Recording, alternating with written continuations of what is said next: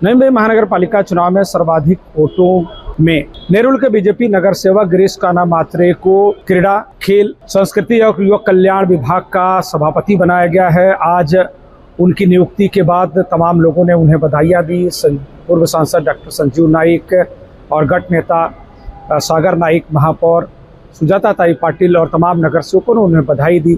उन्होंने खुद अपनी नियुक्ति के लिए लोक नेता गणेश नाइक का आभार जताया। उन्होंने साफ तौर पर अपने बयान में कहा कि नई मुंबई में पिछले 6 सालों में जो प्रशासक राज रहा है उस दौरान खेल और सांस्कृतिक कार्यक्रमों को लेकर उदासीनता रही है महानगर पालिका की, लेकिन सभापति के तौर पर उनकी भूमिका होगी कि आने वाले समय में खेलों को ज़्यादा प्रोत्साहन मिले, सांस्कृतिक कार्यक्रमों का आयोजन हो और इसके साथ साथ युवाओं के कल्याण के लिए विभिन्न तरह की योजनाएं चलाई जाएं।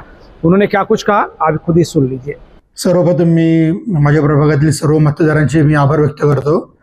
तसेच नवी मुंबईचे शिल्पकार लोकनेते गणेशजी नाईक साहेब, तसेच संजीवजी नाईक साहेब, आमचे मार्गदर्शक संदीपजी नाईक साहेब व सागरजी नाईक साहेब यांचे सर्वांचे मी आभार मानतो का ज्यांच्यामुळे आज मला या ठिकाणी नवी मुंबईची क्रीडा, सांस्कृतिक व युवक कल्याण समितीपदी मला आज सभापती म्हणून विराजमान होण्याचा मान भेटला। त्या सर्वांचे मी आभार मानतो।